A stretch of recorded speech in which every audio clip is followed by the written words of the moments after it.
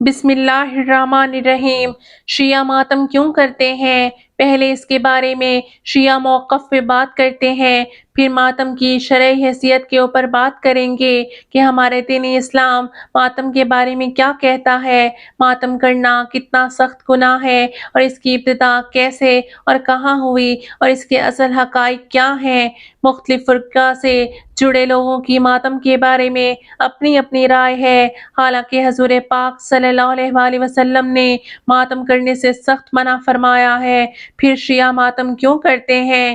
اس لفظ ماتم کے معنی جاننا بہت ضروری ہے تاکہ پتہ چل سکے کہ نبی پاک صلی اللہ علیہ وآلہ وسلم نے ماتم سے کیوں منع کیا۔ شیعہ اس کی تشریح یوں کرتے ہیں کہ ماتم کا مطلب ہے احتجاج کرنا، یعنی جو ہوا وہ غلط ہوا، ایسا نہیں ہونا چاہیے تھا، اور جب کوئی اپنی طبعی موت مر جاتا ہے، اس میں اللہ تعالیٰ کی مرضی شامل ہوتی ہے، تو خدا کی مرضی کے خلاف کوئی ماتم یعنی کہ احتجاج نہیں کیا جا سکتا، اور اسی لیے رسول پاک صلی اللہ علیہ وآلہ وسلم نے مردوں پر ماتم کرنے سے منع فرمایا ہے۔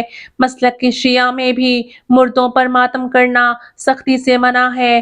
اب یہاں پہ یہ سوال ضروری ہے کہ اگر رسول پاک صلی اللہ علیہ وآلہ وسلم اور اللہ پاک نے ماتم کرنے کو سخت ناپسند فرمایا ہے تو پھر شیعہ ماتم کیوں کرتے ہیں؟ یہ بات یہاں پہ قابل غور ہے کہ شیعہ شہید کا ماتم کرتے ہیں، مردے کا نہیں۔ اس کی وجہ یہ ہے، پہلے جب کوئی شہید ہوتا ہے تو اس کے لیے ضروری ہے کہ وہ اللہ کی راہ میں دین حق کے لیے لڑتے ہوئے قتل ہو، اسے شہید کہتے ہیں، اور جب کسی کو طبعی موت نہیں مارا جاتا، وہ جنگ یا حق بات کے لیے خدا کی راہ میں لڑتا ہے اور قتل ہو جاتا ہے، اس کے لیے ماتم اور افسوس کیا جا سکتا ہے، کیونکہ اس میں اللہ پاک کی مرضی شامل نہیں تھی۔ مزید کہتے ہیں کہ جب کسی شخص کو ظلم و جبر کر کے قتل کیا گیا ہو تو احتجاج کے طور پر دنیا کو بتانے کے لیے ماتم کی اجازت ہے، اور دلیل میں ماتم کی اجازت قرآن پاک کے 6 پارے کی پہلی آیت میں موجود ہے۔ ترجمہ: اللہ پسند نہیں کرتا اونچی آواز میں چیخ و پکار مگر ماں سوائے مظلوم کے۔ اس لیے شیعہ کسی مردے کا ماتم نہیں کرتے، مظلوم کربلا کا ماتم کرتے ہیں، اور ماتم کے ذریعے لوگوں کو بتاتے ہیں کہ کربلا میں جنگ نہیں بلکہ ظلم کیا گیا تھا۔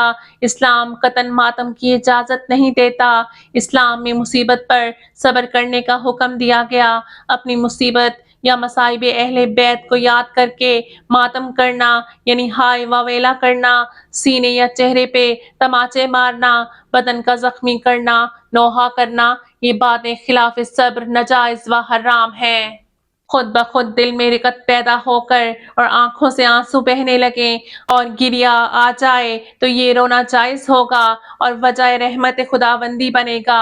اسلام میں قرآن و حدیث کی روشنی میں ماتم کی حیثیت کیا ہے وہ جان لیتے ہیں۔ اسلام میں 3 دن سے زیادہ سوگ کی اجازت نہیں۔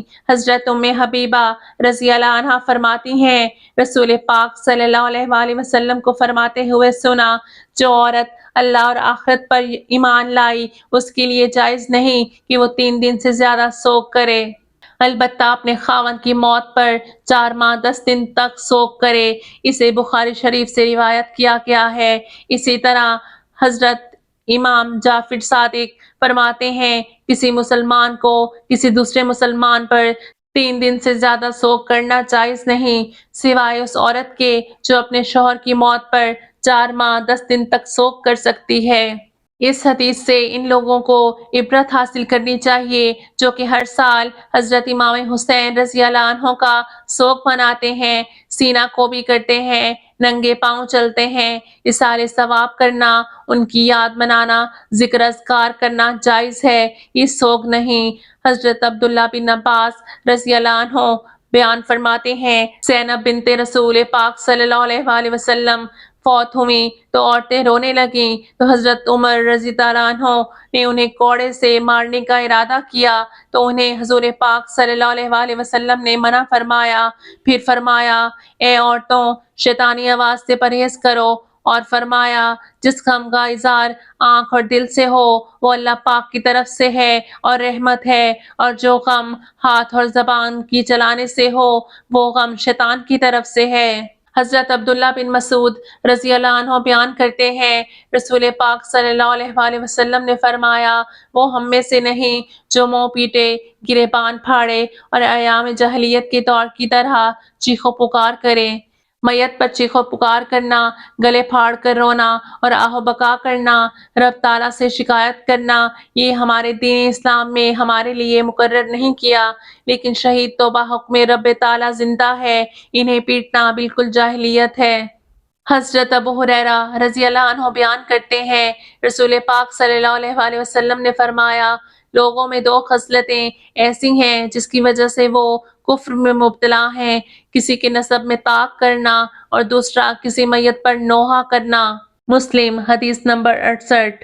اب ہم آپ کو بتاتے ہیں کہ سب سے پہلے ماتم کی ابتدا کس نے کی اور شیعہ ماتم کی ابتدا کہاں سے ہوئی۔ سب سے پہلے ابلیس نے ماتم کیا تھا۔